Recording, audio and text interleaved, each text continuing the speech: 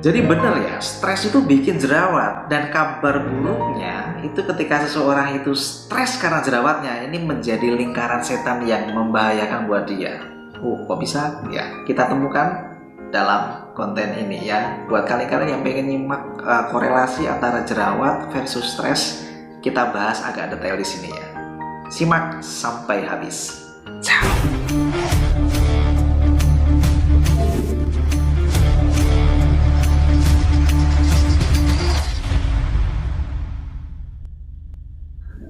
Oke, selamat datang kembali di channel saya. Kali ini saya mau bahas nih soal korelasi antara jerawat dengan stres. Bener gak sih stres itu bikin jerawat? Dan bener gak sih kalau yang namanya jerawat itu bikin stres? Beberapa pasien mengeluhkan saya stres dok dengan jerawat saya. Ini malah menjadi bahaya buat mereka-mereka yang sudah benar-benar desperate dengan kondisi jerawatnya. Kenapa? Ya oke, kita bahas ya, kita ulas.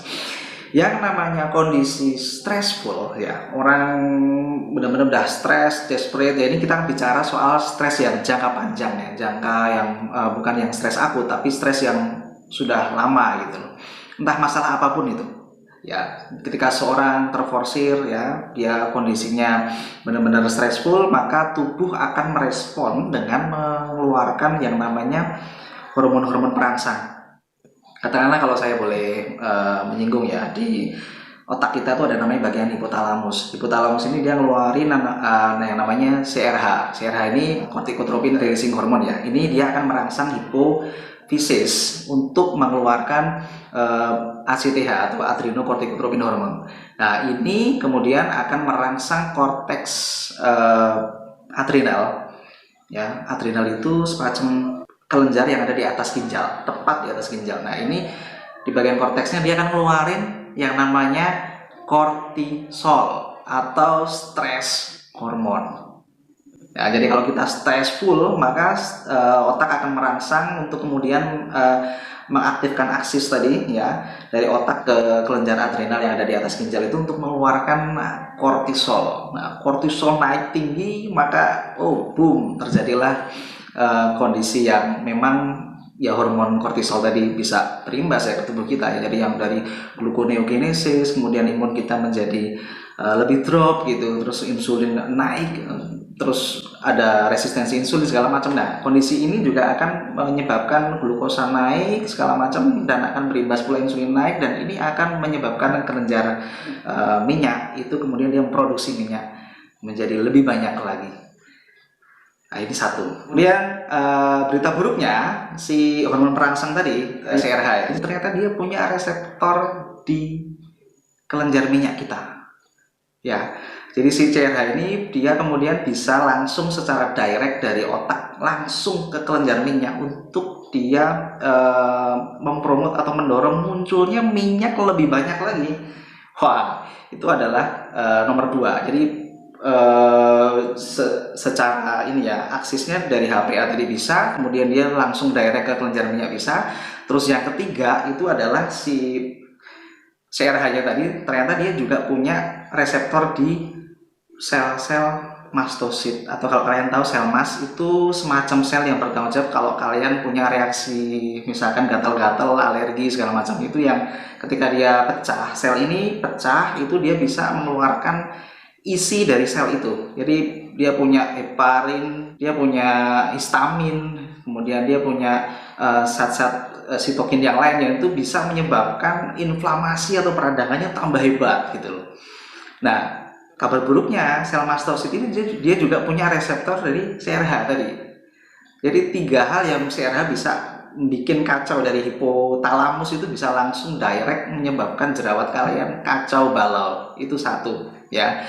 Kemudian yang kedua ada yang namanya neuropeptida. Neuropeptida ini ada di dalam tubuh kita ya, sebetulnya di mana-mana, di banyak organ banyak lah itu si neuropeptida. Cuman ketika kita stressful, maka dia bisa kemudian diproduksi lebih banyak ya. Dia semacam neuromodulator atau apa ya, pemacu lah gitu loh. Nah, ini dia juga bisa memperburuk keadaan karena dia punya reseptor di sel mastosit tadi yang saya ceritakan, satu. Terus yang kedua, dia punya reseptor juga, atau dia bisa modulasi ke kelenjar minyak. Dia punya reseptor di kelenjar minyak. Akhirnya dia bisa bikin masalah tambah buruk lagi. Nah, inilah kenapa kalau orang berjerawat dan itu berlangsung panjang, dia sampai stressful, itu malah justru tambah seperti nggak sembuh-sembuh gitu loh.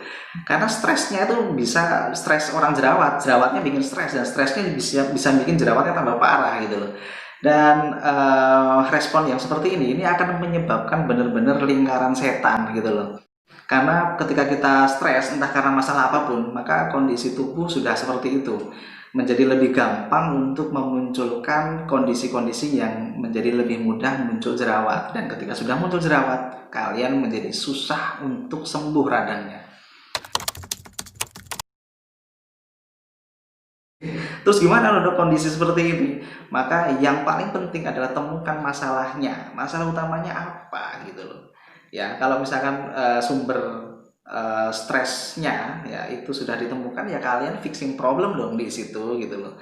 Cuman jadi masalah itu adalah ketika orang stres karena jerawatnya. Nah, ini jadi tambah gak karuan lagi gitu. Karena kenapa? Karena ya tadi si jerawatnya itu sendiri bikin stres, dan stresnya bikin jerawat. Nah, kalau kalian masuk di kondisi ini, silahkan deh cari mentor terbaik ya. Karena kondisi seperti ini memang jangan ambil keputusan sendiri. Kadang-kadang kondisi seperti dia trial, dia coba ini coba itu, dia klinik shopping, dia ke dokter shopping, tambah gak karuan, tambah kacau balau gitu. Karena memang pada kenyataannya kondisi jerawat ya, penyebab jerawat dan kasus jerawat itu tidak sesimpel teorinya. Tidak sesimpel teorinya. Jadi memang benar-benar sangat komprehensif dan bisa melibatkan banyak faktor. Nah, masalahnya di tiap orang permasalahannya cukup berbeda. Maka dari itu, jika kalian memang masuk dalam kondisi seperti ini, ya lingkaran setan tadi, maka temukan mentor terbaik yang bisa guide kamu untuk keluar dari masalah jerawat kamu. Ya, dokter kondisinya memang hanya sebagai guide tadi. Kita tidak bisa mengklaim bahwa obat kita paling bagus, metode kita paling bagus ya. Tapi yang paling pas itu adalah temukan masalah apa yang menyebabkan, faktor terbesar, faktor yang paling dominan di seseorang yang menyebabkan dia berjerawat. Nah, ini yang paling benar. Ya. Itu. Terus kemudian tadi kita bicara ya bagaimana stres kemudian bisa menyebabkan kortisol naik, terus kemudian memicu kelenjar minyak menjadi aktif, lalu kemudian neuromodulator segala macam ya dari neuropeptida tadi.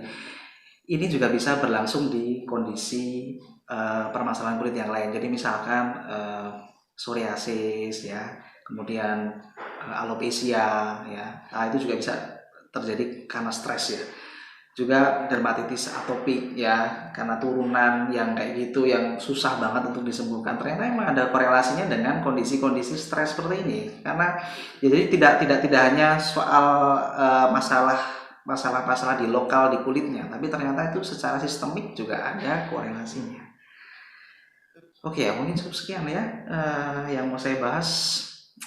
Jika kalian punya pertanyaan ataupun something lah yang pengen didiskusikan, silahkan tulis di kolom komentar di bawah, kita diskusikan, kita ngobrol bareng-bareng ya. Karena memang stres versus jerawat ini benar-benar membingungkan dan bikin benar-benar orang yang mengalami seperti ini desperate benar. Saya mengerti benar, karena beberapa pasien saya merasakan hal tersebut dan sangat sulit untuk lepas. Maksud saya sangat sulit untuk bisa keluar, untuk jalan keluarnya sangat sulit. Oke, mungkin cukup sekian ya. Jika kalian suka dengan konten yang saya bikin, silahkan like ya. Silahkan subscribe untuk lalu nantinya kalian bisa mendapatkan informasi-informasi serupa dengan lebih cepat. Cukup sekian dari saya. See you in the next video. Ciao.